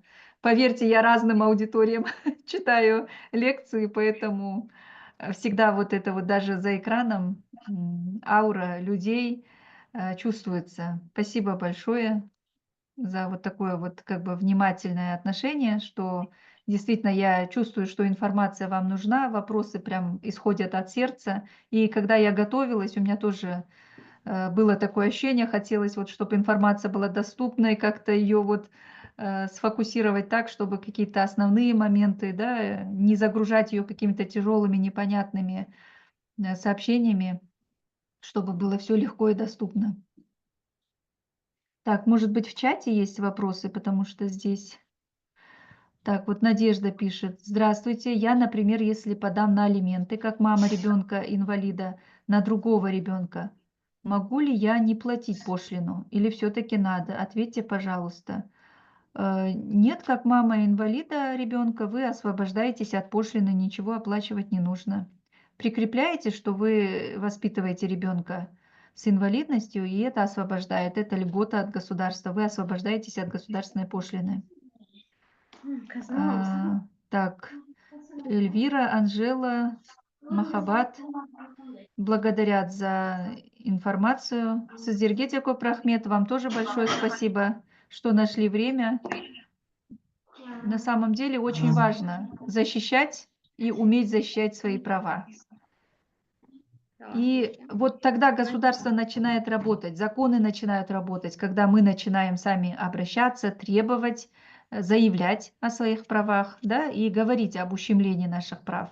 Видите, даже видеообращения сейчас регистрируются и обязательно на них получают ответы. Очень удобные петиции, да, например, если один не может обратиться, вы можете вот все вместе, да, у вас есть вот сообщество определенное, сообществом какую-то общую проблематику высветить и в виде петиции подать. И, возможно, даже эту петицию поддержат те, кого нет среди вас, да, но кого такая же проблема волнует.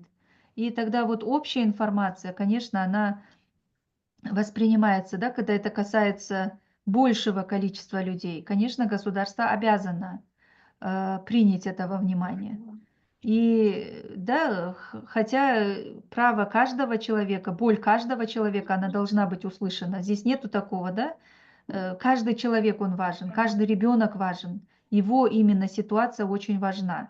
И всегда можно ее решить и найти выходы из любой ситуации. Поэтому, уважаемые слушатели, я советую вам, да, никогда не опускать руки, всегда прямо смотреть в лицо своей проблеме и идти вместе с ней, и стучаться во все двери. Я просто уверена, что они в любом случае будут открыты и откроются перед вами. Ну, наверное, на этой ноте мы завершим, да, если нет вопросов. Так, если есть вопросы, можете написать в чат. Да-да-да, вот в чате я читаю. Ага, если... Так, ага. Пока вопросов нет, но можем поговорить. Алия, может быть, у вас есть вопросы. Вот, может быть, есть какие-то темы, которые вас интересуют, которые вы в будущем хотели бы прослушать. По этому поводу тоже можете написать. Мгм. Да-да-да, конечно, Гульшат Умирсериковна. Я напишу, что они, если есть какие-то предложения, чтобы наши пациенты, их родители высказали свои пожелания, и я поделюсь потом информацией этой с вами. Да, конечно, так было бы удобнее, да, вот если есть какие-то волнующие вопросы, собрать их в один, допустим, такой же семинар или там вебинар и вместе пообщаться. Да-да, конечно. Вот спрашивают, да, а можно ли подать петицию по поводу второй группы, чтобы оставляли по уходу после 18 лет? Петицию можно подать любую, вообще на любую тему, которая вас волнует. Вы можете ее запустить, и те, кто вас поддерживает, они будут к ней присоединяться. И чем больше людей присоединится, тем как бы, да, вероятность быть услышанными и внести какие-то изменения в законодательство тоже вполне возможно. Да, было бы здорово, конечно.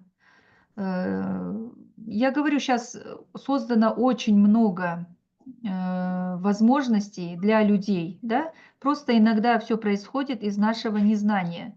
То есть не все знают о том, что есть такие сервисы и как ими пользоваться. И вроде бы казалось, что это очень просто, да, но не все же знают, не все умеют, да.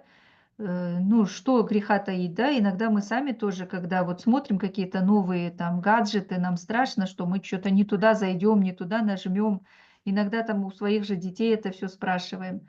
Но на самом деле сейчас как бы вот интернет-пространство, да, интернет-возможности, они прям заложили очень хорошую перспективу развития вот таких вот как бы, да, коллективных обращений, индивидуальных обращений, сократили сроки рассмотрения. Вот, не нужно стоять в очередях, там, не нужно толпиться в каких-то душных коридорах, стучаться в закрытые двери. Да, совершенно просто. Любое обращение вы регистрируете, и даже не бойтесь, да, если вы сделали что-то неправильно, госорган обязан вам разъяснить, все это как бы рассказать, сказать, где вы сделали неправильно, и обязательно ответить вам и разъяснить, да, куда вам обратиться с этим вопросом. Может быть, вас просто интересует какая-то ситуация, да, почему там не положено, или почему положено там такое, или почему там у, допустим, гражданина такого-то вот так, да, с таким-то диагнозом, а вот у нас с таким-то диагнозом по-другому, да, вот доступны ли какие-то эти, то есть какой-то подать запрос и получить на него исчерпывающий ответ вы тоже можете за разъяснением обратиться. Поэтому как бы сейчас вот ситуация, она именно направлена на то, что государство хочет быть слышащим, да, как вот наше правительство заявляет, а это можно услышать только через проблемы и вопросы, которые возникают в повседневной жизни. Поэтому вот даже если нет остановки, нет пешеходного перехода, где-то нету вот возможности зайти в здание, да, вот нету этих пандусов, допустим, вот эти вот, общественным транспортом, да, если вы не смогли воспользоваться, об этом не нужно молчать, нужно все писать и говорить.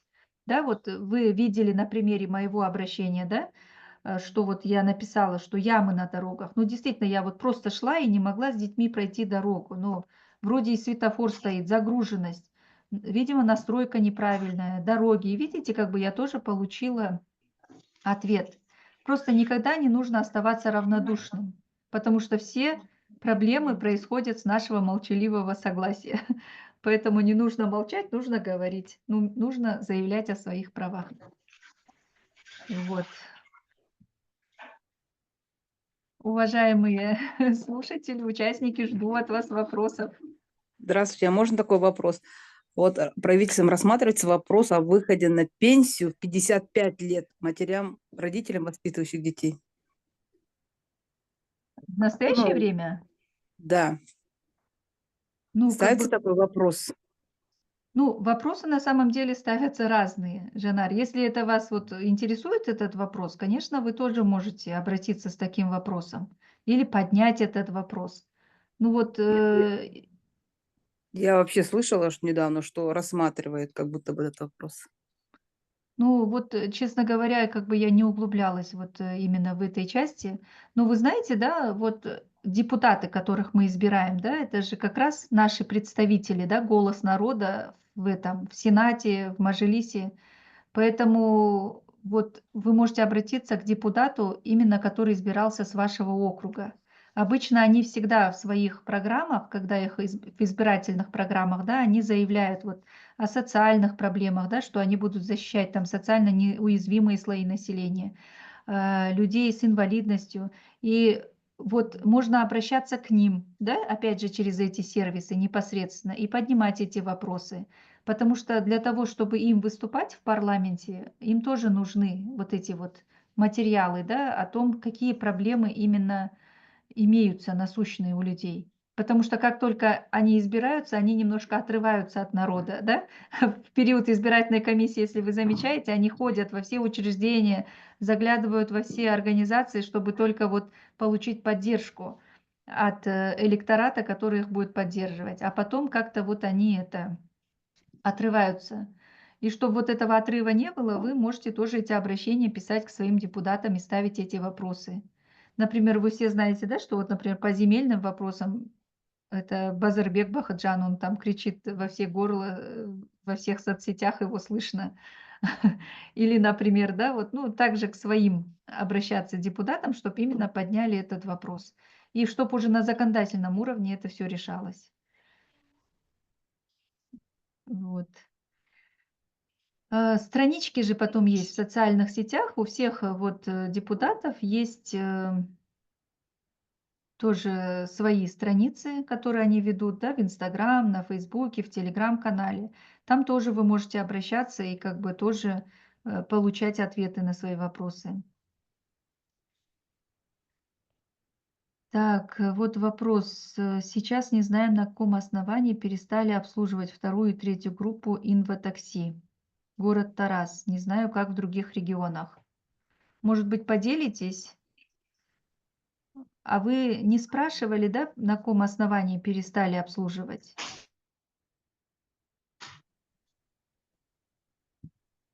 Ну, насколько я знаю, они как бы должны. Возможно, это какое-то временное было ограничение.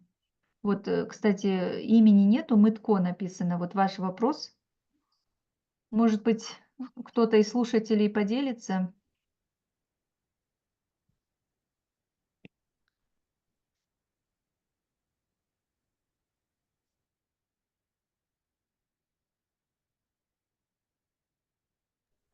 Здравствуйте еще раз.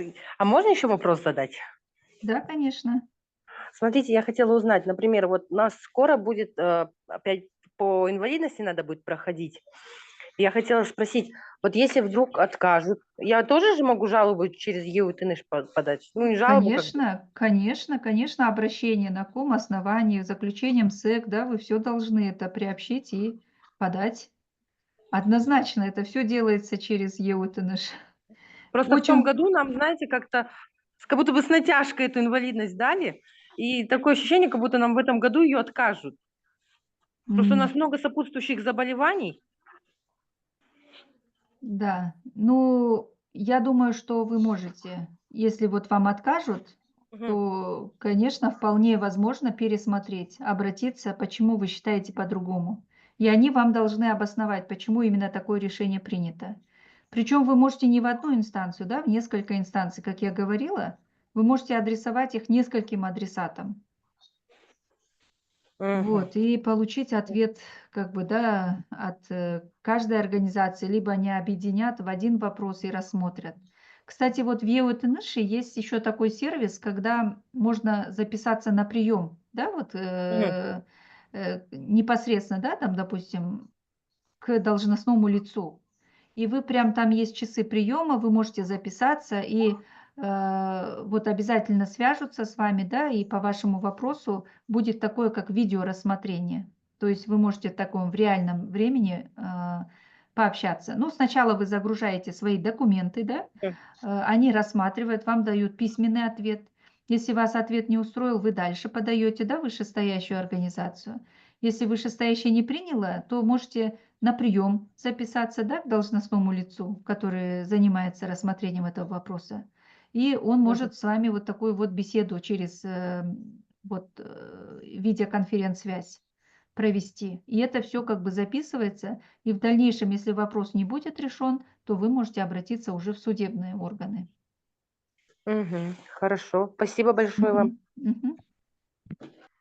Гүлшат ханым, болады ма осы инвалид шығу жөнінде бізде балдардың жазылып кетпейді әрине, но бірақ бізде өмір бойы шығуға бірден заңда қарастырылмаған ғой. 5 жылда бір рет шығып отыруымыз керек, иә. Ал менің қызымда көзі көрмейді, сопутствующее заболевание дейміз ғой, қосалқы аурулары жөнінен біз шықтық, өмір бойы шығып кеттік та. Сол жөнінде дәрігерлер осы жөнінде мәселені қарап шығарып жіберуге болады ғой негізі. Осыны талап ету керек сияқты. Өйткені баланы жылда сөрелеп жүру өте қиын есіктен есікке. Балаңыз неше жаста? Менің қызым 21-ге толады. Біз 18 жасымызда бізде де диагноз не ғой, мукополисахаридоз ғой. бірақ біз көзіміз арқылы көзі көрмейді деп сол жөнде шығып кеттік. Ага. Қосалқы аурулары жөнінде осы дәрігерлер, сол ифтектегі дәрігерлер соғанда қарап, сол арқылы да тезірек шығаруға мүмкіндік туғызуға болады негізі, талап етіп деген сияқты. Өзімнің өмірлік тәжірибемнен айтып жатқаным ғой. Иә, әрине болады. Осы жөнін қарастыру керек та, талап ету керек, ата-ана ретінде талап ету керек. Иә. Өйткені 12 мүшеміздің бәрі бізде ауру, бәрі қосалқы аурулар бар ғой бізде. Иә. Бір диагнозбен тұрмаймыз ғой біз. Сол себепті осы жөнде ата-аналар осында ескеріп талап ету керек негізі. Иә, қосылып талап етсеңіздер де болады. Жаңа петиция дедік, иә, осындай аурулары бар адамдар бірге қосылып, мысалы, жаңағы фонд арқылы да, иә, нетуге болады. Заңды тұлға ретінде жаңа өмір фонды сіздердің нелеріңізді қорғау үшін беруге болады, иә, осындай талап ретінде. Жаңағы депутаттарға немесе, иә, заң жүзінде қабылдану керек қой бұл мәселе. Сол үшін осындай заңға өзгертулер енгізу үшін осы мәселені өздеріңіз талап етсеңіздер болады, қосылып талап етсеңіздер петиция арқылы болады, немесе жаңағы жаңа өмір фонды арқылы жаңағы талап етсеңіздер болады. Осындай неше түрлі жолдары бар. Дұрыс, рахмет. Аха, жақсы.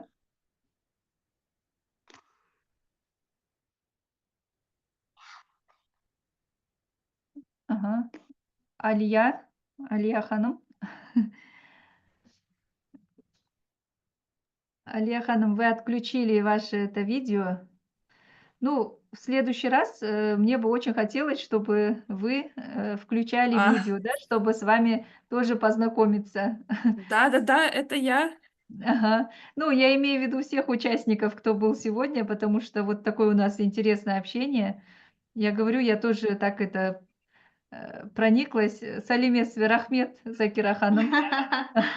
Я сіздермен де танысып қояйық, өйткені жаңағы қара экранға қарап отырғанша сіздердің беттеріңізді көріп отырғанда бір Дұрыс айтасыз, жақсы әсер қалдырады.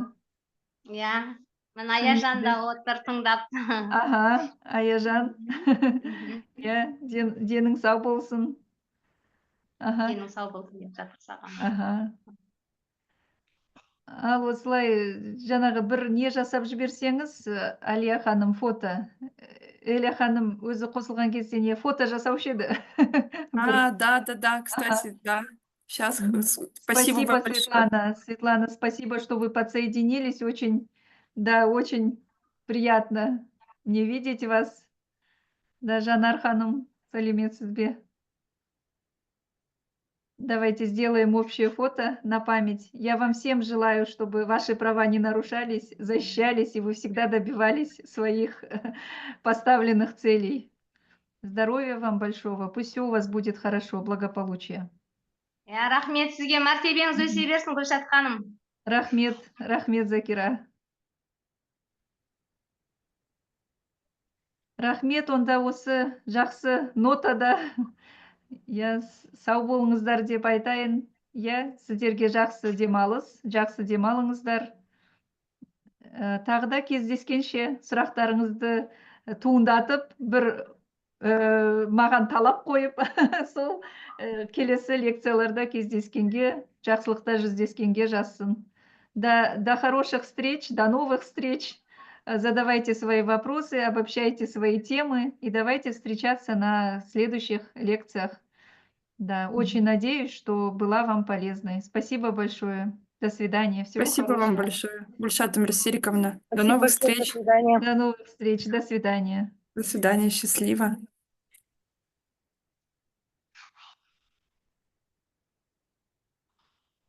А как остановить запись? Да, вы сейчас просто так же, вот в самом низу. Сейчас тогда. Так, я вам Скажите.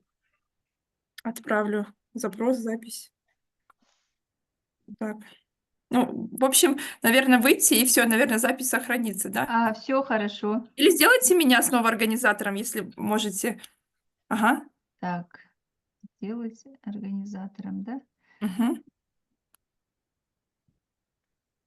Так, вы у нас... И Лиманова. Ага. Вот, выберите, пожалуйста. Илиманова. Мгм. Мгм. Сделать организатором. Все, спасибо большое. Сейчас, секундочку, тогда я запись. Мгм. Так, Остановить, наверное, нужно, да, запись? сейчас. Вот, Так. остановить запись в облако пишет. Да, да, Ну все, нажмем? тогда